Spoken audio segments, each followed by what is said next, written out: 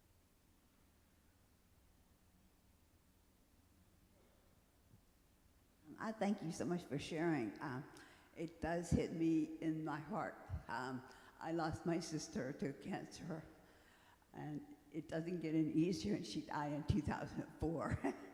But you have her words. My sister was an artist, so I have some of her drawings and her paintings. But it's very, very hard. At least you have each other. I only had her, so we go through each day as best as we can, and I still talk to her. You know, she'll come down and give me words of wisdom, because she was a year and a half older than me. Yeah. So anyway, thank you so much for sharing your story with us. Thank you. I'm so sorry for your loss.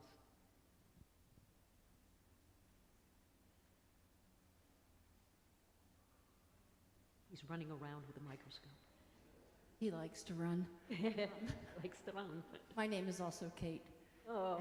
and I also have sisters, and I do gingerbread houses, Ooh. and I knit. think maybe you are the resurrection. I think maybe. I do not paint Ukrainian eggs. You might. In time. Don't give up. I just want you to know how moved I am by your story, by your grief. Thank you.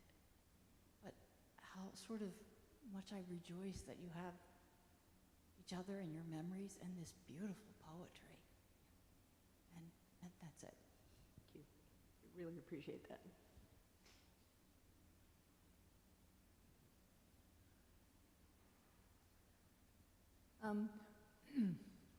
What comes to me when I'm listening to your story, I like stories, and I like to think of stories, is the creativity that came through all of her life. And I think that's very soothing and very uplifting to realize that in this transitory journey, that there's such high points that you can see if you take the time and have the vision to see them, like the poetry. It's wonderful, it's beautiful, very touching, because it opens up the doors that she was Exactly. talking about into other realms, which is very helpful. Thank you. Thank you.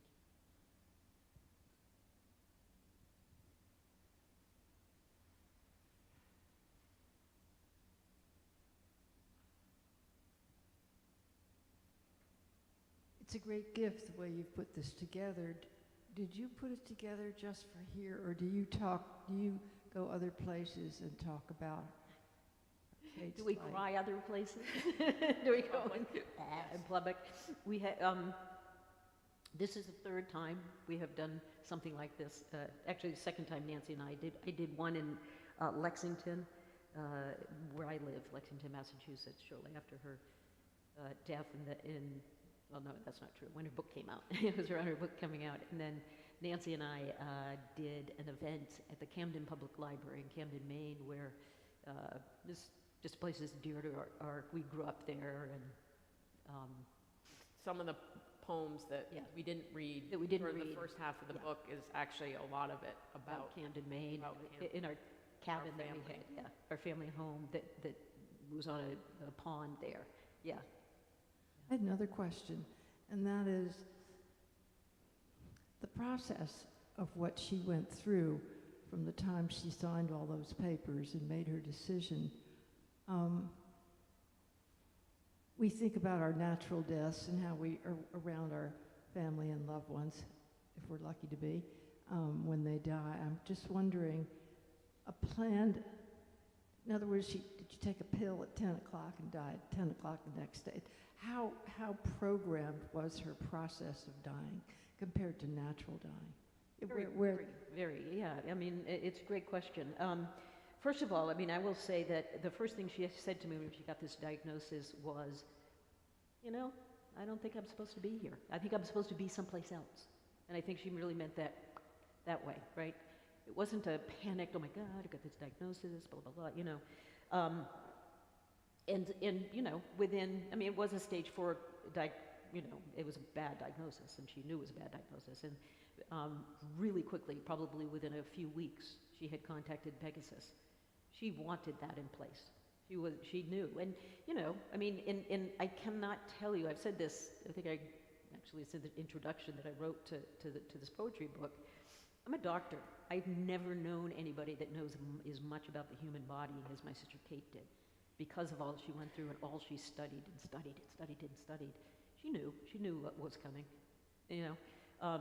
And she still went everywhere in Europe, went everywhere, got every treatment. She had somebody make an individual vaccine for her. I mean, she fought like hell. It wasn't just a like layover, okay, let's let this go through my body and go. And, you know, what I would say is in the last probably 3 months of her life, as she was having more what they call carcinoid crises, where she would, you know, be like collapsed and faint and no blood pressure and vomiting. I mean, it was just a mess.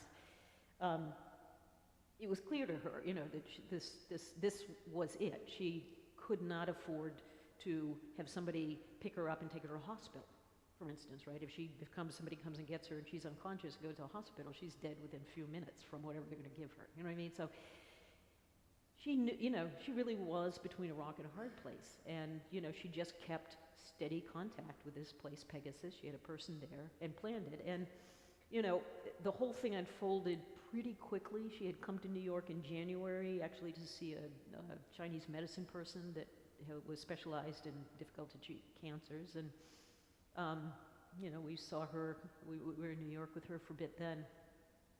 When she went back, I mean, it really, you know, it was clear that wasn't going to work. And, you know, she literally was having more episodes. And I swear to God, it was on a Monday, she said, okay, it's this week, I got to do it, you know. And, you know, we rustled around, got tickets to Europe, left on a Thursday, got there Friday morning, drove from Geneva to Basel while Kate was driving with her boys and family to Basel. We met up Friday, and, you know, the doctor met us in the hotel, told us what was going to happen. It was all very, very, very planned out. Morning of it, for anybody who's interested, the morning we had breakfast. I mean, it was the most surreal thing. She started giving stuff away, and, you know, here, take this, you know. And but the way they do it there is with a huge, like, horse-sized dose of sodium pentothal. And so she, you know, they put an IV in her foot because they couldn't find one anywhere else. And when she was ready, she just opened a cannula, and within 1 minute, she was dead. Yeah, I mean, it went in there, boom. And, you know, my recollection, what your recollection was, you might not have been watching, but as a doctor, I was like, you know, what am I looking for? And, you know, her head kind of went back. Guy came over and kind of, you know, it looked awkward, so he put it down, and she was gone. It was very peaceful, very, very peaceful. And in fact, it's interesting, I have a picture of her after she died that I don't actually show anybody. But I did show a physician friend of mine, and she looked at her and she just said, wow, that is a peaceful death. You know, she could just see it in the face, literally, in her dead face. Amy, Nancy, thank you so much for the beauty of you and your relationship with Kate and your brother, your courage that you model by sharing your love for them with us, the breaking open that you're in, and the blessing of that to us, so graciously given. Thank you. Thank you for the opportunity. Thank you. Thank you all. Thank you.